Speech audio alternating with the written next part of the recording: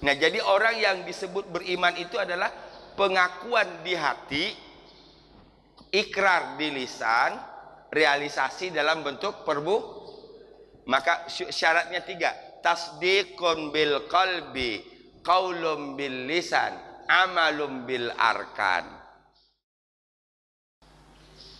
Amalum bil arkan. Tasdiqun bil qalbi, pembenaran dalam hati, qaulun bil lisan, dilafalkan dengan lisan, amalun, diaplikasikan bil arkan, dengan anggota tubuh. Arkan itu jamak dari rukun. Baru iman namanya. Nah, sementara iman kita ini baru yang nomor 2. Apa nomor 2 tadi?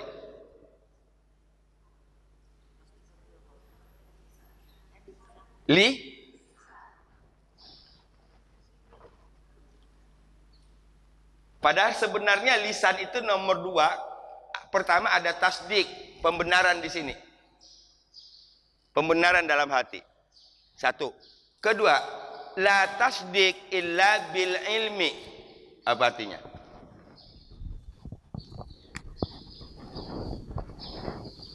La tasdik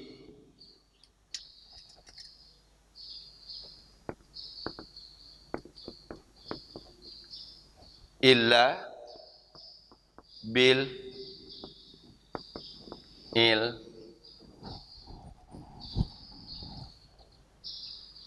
Tidak ada pembenaran. Tidak ada pembenaran tanpa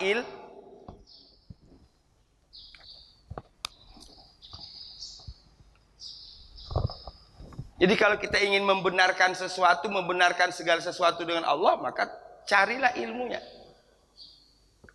Pembenarannya dalam bahasa kita apa? Shadaqallah. Itu pembenaran, itu tasdik. Benar Allah. Hanya saja selama ini shadaqallah itu hanya dibaca, hanya dipakai ketika baca Quran. Sebenarnya tidak begitu. Apapun yang kita saksikan dalam kehidupan ini sesuai dan selaras dengan Al-Quran, katakan shadaqallah.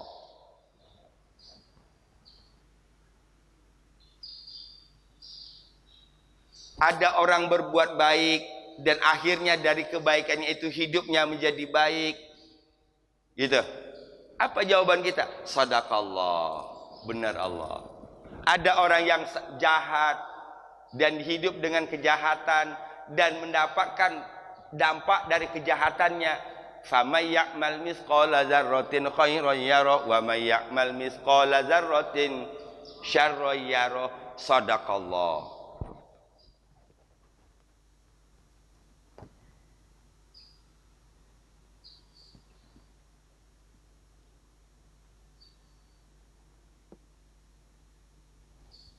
Tadi pagi kita bersedekah 10.000 rupiah. Kita sedekah 10.000 pagi tadi. Kemudian kita ngerasain hari ini semuanya kok kayaknya enak aja semuanya. Semuanya lancar semua. Oh, mungkin bisa jadi karena sedekah kita pagi tadi. Shadaqallah. Benar Allah. Faham maksud saya? Gitu.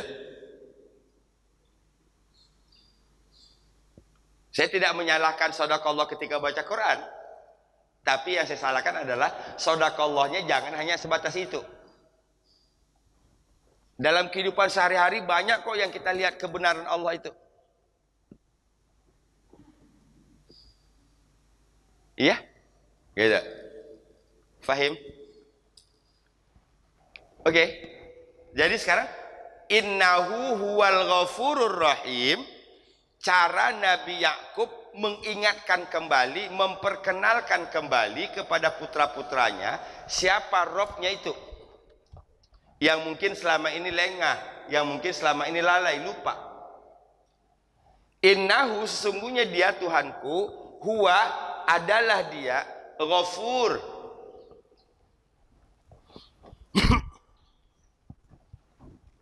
Oke.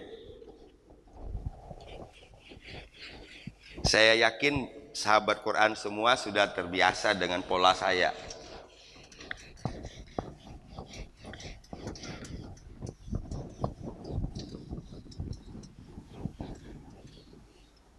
Sehingga kalau orang nggak bisa mengambil kesimpulan akan puyeng, liar. Sekarang kata Ghafur, apa arti Ghafur? Maha pengampun. Apa lagi selain dari Ghafur yang maha pengampun?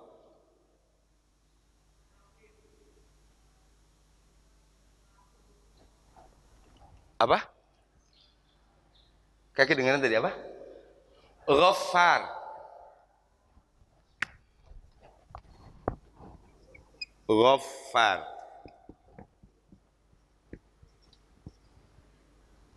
Jadi al-ghaffar.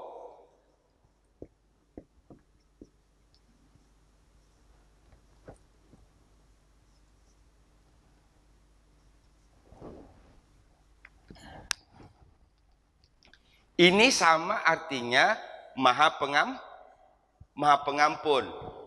Kalau artinya sama, mengapa kata-katanya ada dua?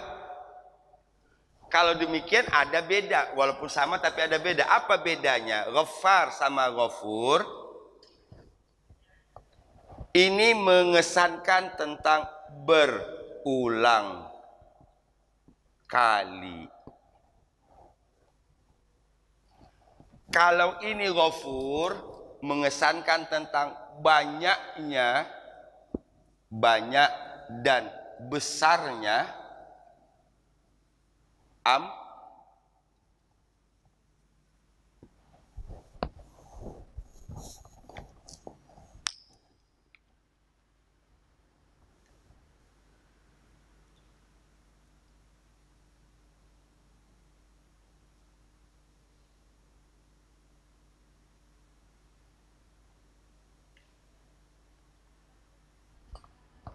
Gimana Bu?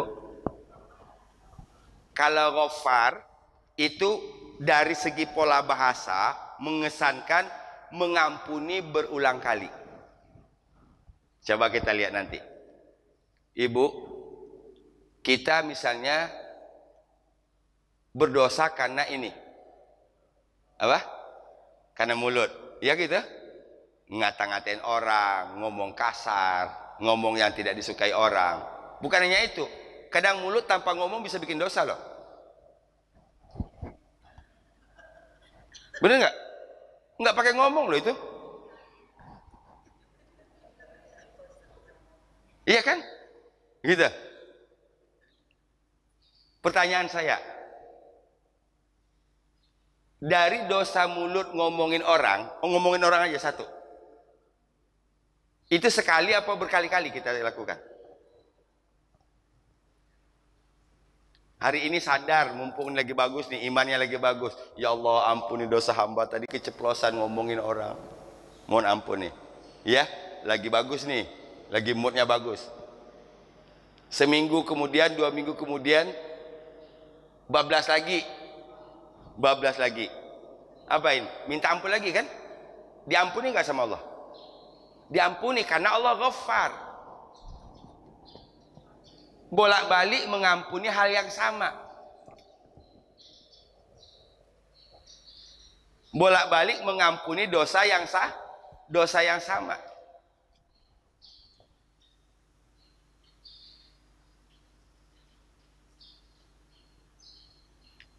Sementara Ghafur ini mengesankan banyak dan besarnya ampunan Allah.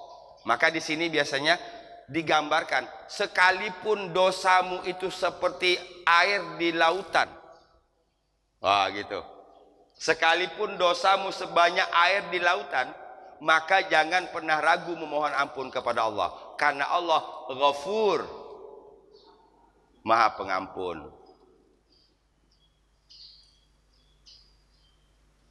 Kalau yang tadi pertama, seberapa sering pun kalian melakukan hal yang salah, melakukan kesalahan yang sama, jangan ragu untuk meminta ampun. Karena Allah Ghaffar. Faham maksudnya?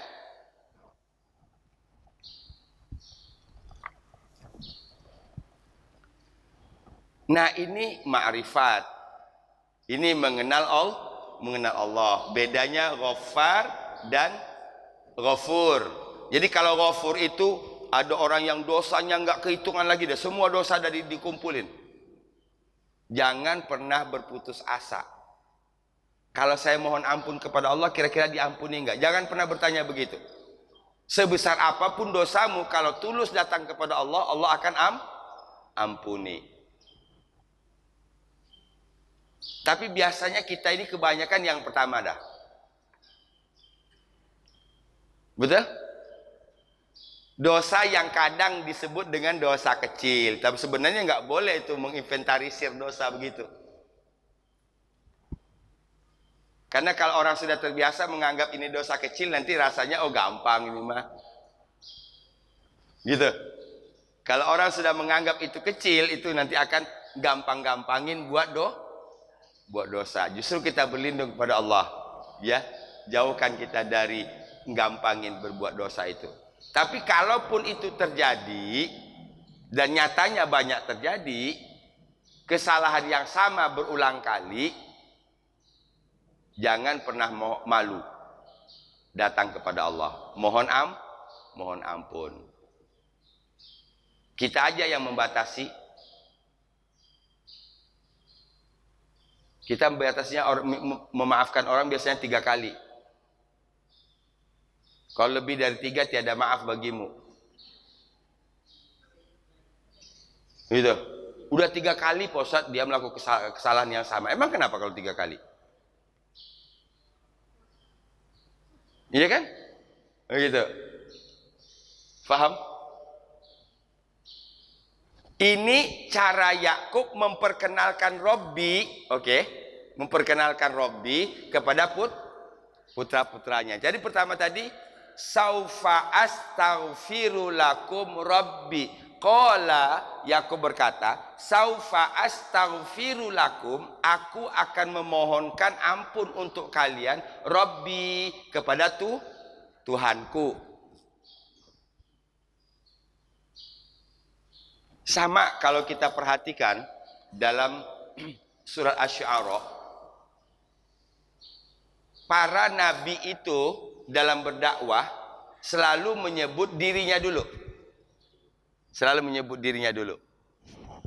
Ya, baru kemudian mengikutsertakan orang lain. Jadi memberikan contoh, memberikan teladan, mulai dari diri sendiri baru kemudian mengajak orang lain. Rumusnya tadi dakwah diri, keluarga, baru keluar. Wa anzir ashiratakal aqrabin. Berilah peringatan keluargamu yang terdekat. Setelah itu baru ada perintah Allah Subhanahu wa taala agar Nabi berdakwah secara luas.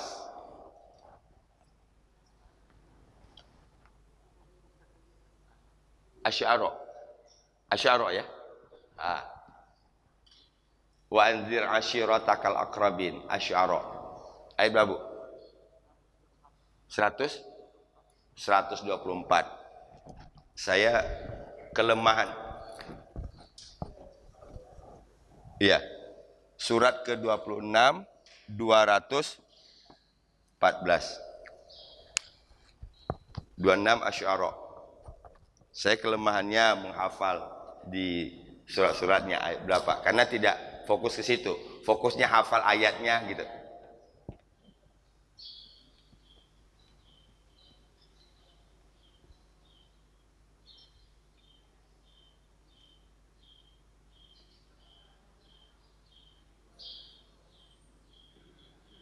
Surat ke-26 surah Asy-Syu'ara ayat 214. Ya, 214.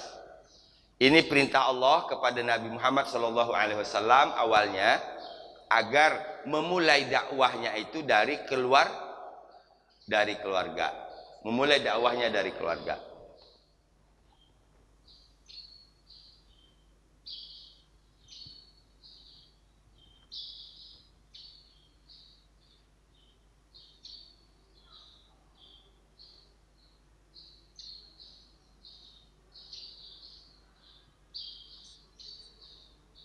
Oke, sudah? Kita kembali ke ayat. Ini sahabat Quran yang dirahmati Allah, saya kembangkan seperti ini karena Ayat ke-98 ini, ayat ke-98 ini relatif kata-katanya tidak ada kata-kata baru. Ya. Astaghfiru, aku memohonkan ampun. Kalau kami memohonkan ampun, nastaghfiru, kami akan memohonkan ampun. Kata yang sama di awal tadi, ya aban nastaghfir, istaghfir. Nah, ini dia. Mohonkanlah ampun, istaghfir. Tapi kalau astaghfiru, aku akan memohonkan ampun. Lakum, untuk kalian, Rabbi, kepada Rabbku. Innahu, sesungguhnya dia, siapa dia itu? Rabbi. Huwa, dia, Ghafur, Maha Pengampun, Rahim, Maha Penyayang. Saya tambah bobotnya, karena ini awal tahun, biar tambah banyak dapat dan semangat pasti ya. Gitu. Saya tambah satu. Tadi Ghafur, kita sudah bisa bedakan Ghaffar, Ghafur. Bisa? Nah, dalam kehidupan sehari-hari tinggal kita bawa. Ya? Dan saya yakin insya Allah kita dihindarkan oleh Allah dari Ghaffar. Artinya dosanya banyak, saya rasa enggak lah ya.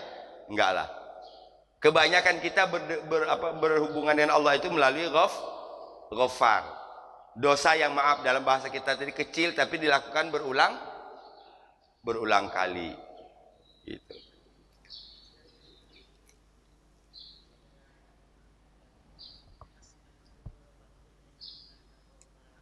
Ya, fastaghfiru rabbakum innahu kana ghaffara.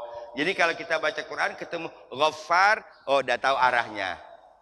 Kalau Ghafur sudah tahu arahnya. Faham? Ini berarti mengapa Nabi Yakub tidak mengatakan innahu huwal ghaffar? Faham maksudnya? Mengapa innahu huwal ghafur? Ini balik lagi ke putra-putranya tadi. Berarti dosa putra-putranya itu udah banyak banget. Mulai dari dia menyakiti Yusuf, menyakiti Bunyamin, menuduh orang tuanya dolal, sesat. Betul?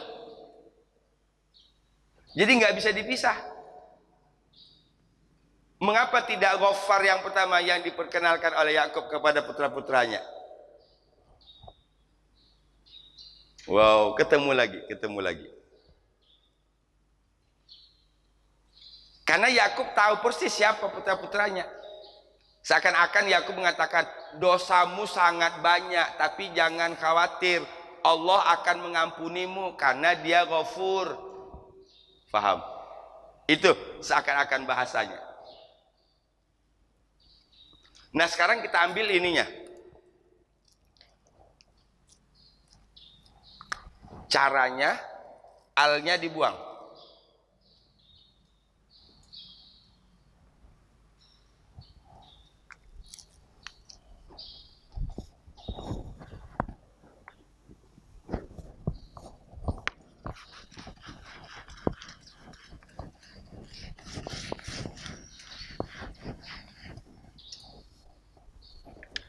Perhatikan. Al-Ghafuru. Ibu kalau ada al itu pasti u di ujungnya gitu. Iya. Al-Masjidu, nggak mungkin al-masjidun. Itu udah pasti salah udah.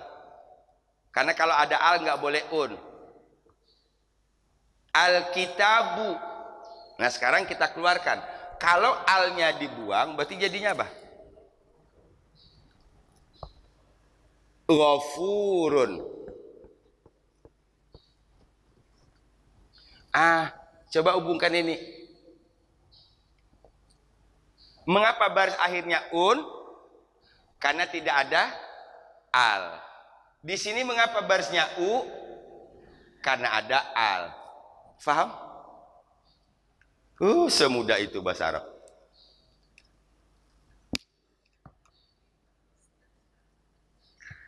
Belum 1 menit loh saya jelasin ini. Ya?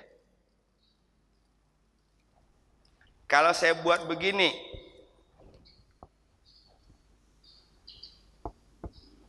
Alkitab, ini baris banyak apa? Bu.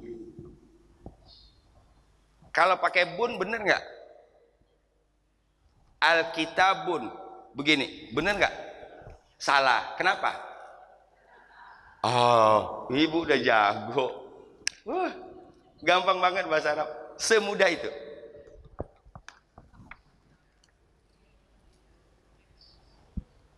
Nah, saya bingung aja orang bilang susah di mana. Tentu segala sesuatunya tadi ada yang mudah, ada yang susah. Orang yang mengatakan bahasa Arab itu susah karena dia melihat dari sudut susahnya. Faham? Dalam kehidupan ini semua pekerjaan juga begitu. Kalau ibu melihat dari sudut mudah, maka mudah. Tapi kalau melihat dari sudut susahnya, susah. Jadi orang yang mengatakan mudah, yang mengatakan susah, nggak salah kedua-duanya ini.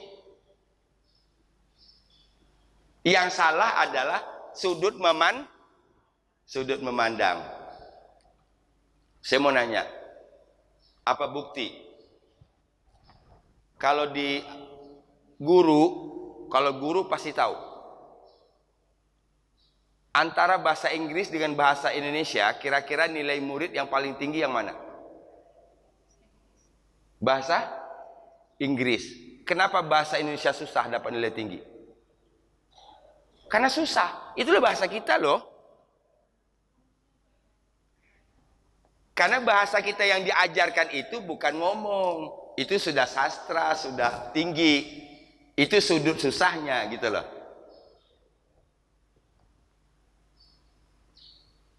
Ya? Mengapa nilai bahasa Inggris selalu tinggi dibandingkan dengan nilai bahasa Indonesia? Jawabannya salah satunya karena mudah bahasa Inggris daripada bahasa Indonesia. Padahal orang Indonesia loh itu. Oke, balik lagi. Jadi saya berusaha memperlihatkan kepada sahabat Quran semua hal-hal yang mudah saja. Dan dalam hidup ini supaya kita tidak dibebani oleh segala sesuatu, lihat yang mudah-mudahnya saja, jangan lihat yang susahnya. Kalau dilihat yang susahnya, apalagi melihat dari panjang banget mikirnya, mikir penting, tapi berbuat lebih penting. Kebanyakan mikir nggak berbuat jadi halu nanti. Petani kalau mikir nandur, habis nandur merawat sampai memupuk, sampai merawat lagi, memupuk lagi sampai nanti hasil itu 4 bulan. 4 bulan baru panen. Kalau memang nggak ada hama. Kalau nanti ada hama berubah lagi. Kalau nanti habis panen justru gabah murah, akibatnya kebanyakan mikir akhirnya nggak jadi ke sawah. Faham? Dia ngundang masalahnya. Masalahnya dia ngundang masalah. Gitu. Masalah itu nggak perlu diundang. Masalah itu disingkirkan ketika udah jalan dulu. Ada masalah singkirin, Jangan diundang di sini. Caranya lihatlah sisi-sisi yang mudah. Insya Allah kita akan melihat hidup ini dengan mudah. Oh, gampang.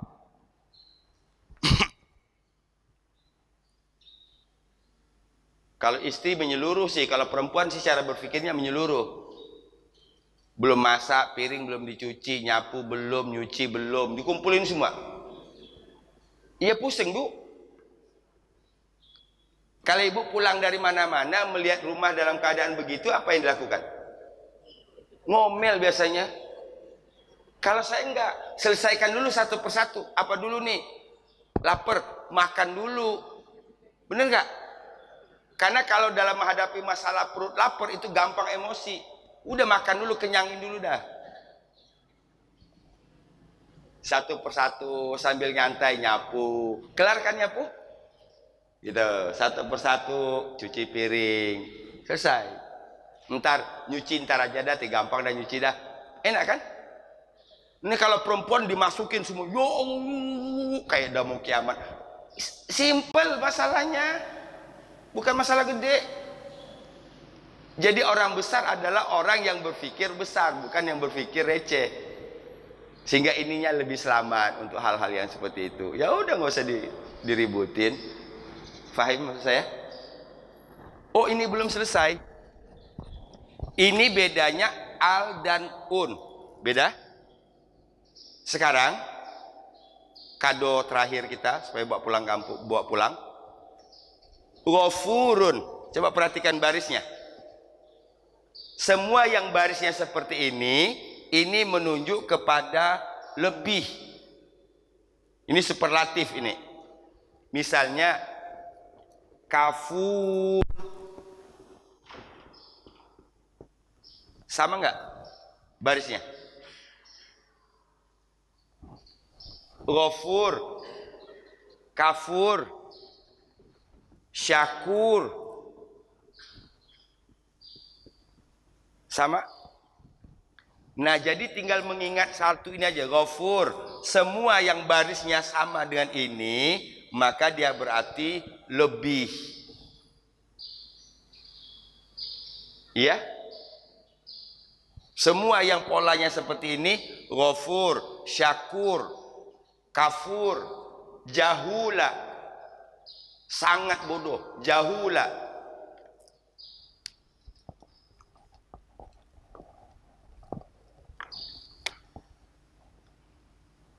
Qala sa'awfa astaghfiru lakum rabbi. Qala sa'awfa astaghfiru lakum rabbi. Ya. Qala sa'awfa astaghfiru lakum rabbi. Lagi. Qala sawfa astaghfiru lakum rabbi. Innahu huwal ghafurur rahim. Innahu huwal ghafurur rahim. Qala sawfa astaghfiru lakum rabbi. Innahu huwal ghafurur rahim. Saya yakin hafal insyaallah, pendek. Ya. Alhamdulillah dapat satu ayat. Tadi ayat 97 pengulangan. Ayat 97 tadi ketika putra-putra Nabi Yakub memohon kepada Yakub agar dimohonkan ampun kepada Tuhan. Sesungguhnya kami adalah orang-orang yang khotiin, orang-orang yang salah. Ada 3 pelajaran tadi. Khotiin, zunub, istighfir. Ya. Jadi ini harus berujung di istighfir. Memohon ampun. Zunub itu lahir karena adanya khotok, kesalahan. Rabbana la tu'akhidna in nasina au akhtana.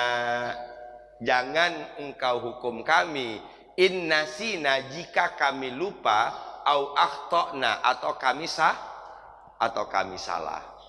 Ya. Alhamdulillah sampai ketemu ahad depan insyaallah. Kita tutup dengan hamdalah. Alhamdulillahirabbil alamin. Subhanaka Allahumma bihamdika asyhadu an la ilaha illa anta astaghfiruka wa atubu ilaik wal afu minkum. Assalamualaikum warahmatullahi wabarakatuh.